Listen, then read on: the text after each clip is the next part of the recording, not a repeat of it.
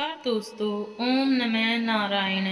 आज हम बृहस्पति भगवान या कहें विष्णु भगवान की कथा सुनेंगे।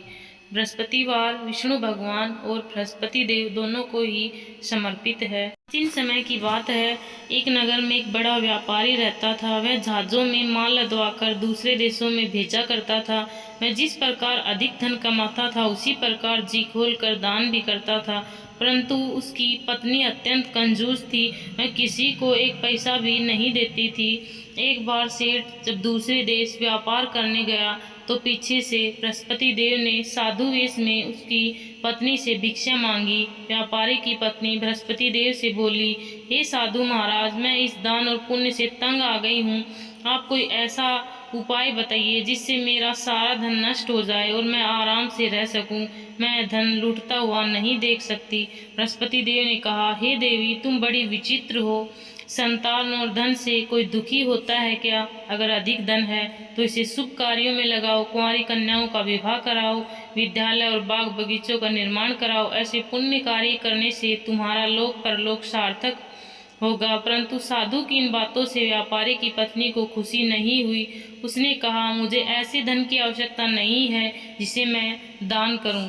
तब बृहस्पति देव बोले, यदि तुम्हारी ऐसी इच्छा है तो तुम एक उपाय करना। 7 बृहस्पतिवार को घर को गोबर से लीपना, अपने केशों को पीली मिट्टी से धोना, केशों को धोते समय स्नान करना, व्यापारी से हजामत बनवाने को कहना, भोजन में मांस मदिरा खाना, कपड़े अपने घर धोना। ऐसा करने से तुम्हारा सब धन नष्ट हो जाएगा। इतना कहकर बृहस्पति देव अंतर्ध्यान हो गए।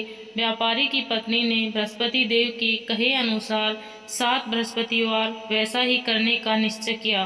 केवल 3 बृहस्पतिवार ही बीते थे कि उसी समय समस्त धन नष्ट हो गए और वह परलोक सिधार गई। जब व्यापारी वापस आया तो उसने देखा कि उसका सब कुछ नष्ट हो चुका है। उस व्यापारी ने अपनी पुत्री को सांत्वना दी और दूसरे नगर में जाकर बस गया। वहां वह जंगल से लकड़ी काट कर लाता और शहर में बेचता। इस तरह वह अपना जीवन व्यतीत करने लगा। एक दिन उसकी पुत्री ने दही खाने की इच्छा प्रकट की, लेकिन व्यापारी के पास दही खरीदने के पैसे नहीं थे। वह अपनी पुत्री को आश्वासन देकर जंगल में लकड़ी काटने चला गया। वहां एक वृक्ष के नीचे बैठ अपनी पूर्व दशा पर विचार कर रोने लगा। उस दिन बृहस्पतिवार था। तभी वहां बृहस्पति देव साधु के रूप में सेठ के पास आए और बोले, हे मनुष्य, तू इस जंगल में किस चिंता में बैठा है? तब व्यापारी बोला, महाराज, आप सब कुछ जानते हैं। इतना कहकर व्यापारी अपनी कहानी सुनाकर रो पड़ा।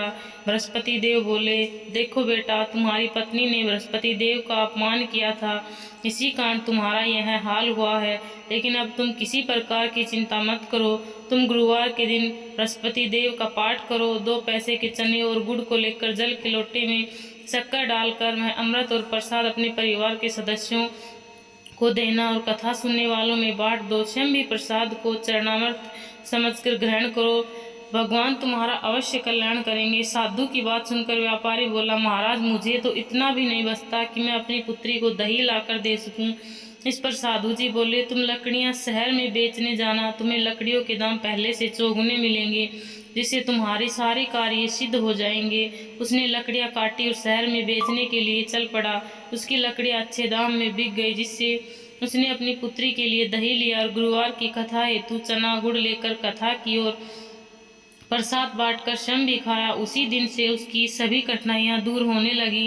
परंतु अगले बृहस्पतिवार को वह कथा करना भूल गया। अगले ही दिन वहां के राजा ने एक बड़े यज्ञ का आयोजन कर पूरे नगर के लोगों के लिए भोजन का आयोजन किया। राजा की आज्ञा अनुसार पूरा नगर राजा के महल में भोजन करने गया, लेकिन व्यापारी व उसकी पुत्री तनिक विलंब से पहुंचे। अतः उन दोनों को राजा ने महल में ले जाकर भोजन कराया। जब वे दोनों लौटकर आए तब रानी ने देखा कि उसकी खूंटी पर टंगा हार गायब है। रानी को व्यापारी और उसकी पुत्री पर संदेह हुआ कि उनका हार उन दोनों ने ही चुराया है। राजा की आज्ञा से उन दोनों को कारावास की कोठरी में कैद कर दिया गया। कैद में पड़कर दोनों अत्यंत दुखी हुए। वहां उन्होंने बृहस्पति देवता का स्मरण किया। बृहस्पति देव ने प्रकट होकर व्यापारी को उसकी भूल का आभास कराया। उन्हें सलाह दी कि गुरुवार के दिन कैद खाने के दरवाजे पर तुम्हें 2 पैसे मिलेंगे, उनसे तुम चने और मुनक्का मंगवाकर विधि पूर्वक बृहस्पति देवता का पूजन करना, तुम्हारे सब दुख दूर हो जाएंगे। बृहस्पतिवार को कैद खाने के द्वार पर उन्हें 2 पैसे मिले। बाहर सड़क पर एक स्त्री जा रही थी। व्यापारी ने उसे बुलाकर गुड़ और चना लाने को कहा। इस पर वह स्त्री बोली, मैं अपनी बहू के लिए गहने लेने जा रही हूँ, मेरे पास समय नहीं। इतना कहकर वह चली गई। थोड़ी देर बाद वहाँ से एक और स्त्री निकली। व्यापारी ने उसे बुलाकर कहा, हे बहन, मुझे बृहस्पतिवार की कथा करनी है, तुम मुझे 2 पैसे का गुड़ चना ला दो। बृहस्पति देव का नाम सुनकर वह स्त्री बोली, भाई, मैं तुम्हें अभी गुड़ चना लाकर देती हूँ। मेरा इकलौता पुत्र मर गया, मैं उसके लिए कफन लेने जा रही थी, लेकिन मैं पहले तुम्हारा काम करूँगी, उसके बाद अपने पुत्र के लिए कफन लाऊंगी। वह स्त्री बाजार से व्यापारी के लिए गुड़ चना ले आई और स्वयं भी बृहस्पति देव की कथा सुनी। कथा के समाप्त होने पर वह स्त्री कफन लेकर अपने घर गई। घर पर लोग उसके पुत्र की लाश को राम नाम सत्य कहते हुए शमशान ले जा रहे थे। स्त्री बोली, मुझे अपने लड़के का मुख देख लेने दो। अपने पुत्र का मुख देखकर उस स्त्री ने उसके मुंह में प्रसाद और चरणामृत डाला। प्रसाद और चरणामृत के प्रभाव से पुनः जीवित हो गया। पहली स्त्री जिसने बृहस्पति देव का निरादन किया था, वह जब अपने पुत्र के विवाह हेतु पुत्र वधू के लिए गहने लेकर लौटी, वैसे ही उसका पुत्र घोड़ी पर बैठकर निकला। वैसे ही घोड़ी ने ऐसी उछाल मारी कि वह घोड़ी से गिरकर मर गया। यह देख स्त्री रो रो कर बृहस्पति देव से क्षमा याचना करने लगी। उस स्त्री की याचना से बृहस्पति देव साधु वेश में वहां पहुंचकर कहने लगे, देवी, तुम्हें अधिक विलाप करने की आवश्यकता नहीं है। यह बृहस्पति देव का अनादर करने के कारण हुआ है। तुम वापस जाकर मेरे भक्त से क्षमा मांगकर कथा सुनो, तभी बृहस्पति देव तुम्हारी मनोकामना पूर्ण करेंगे। जेल में जाकर उस स्त्री ने व्यापारी से माफी मांगी और कथा सुनी। कथा के उपरांत वह प्रसाद और चरणामृत लेकर अपने घर वापस गई।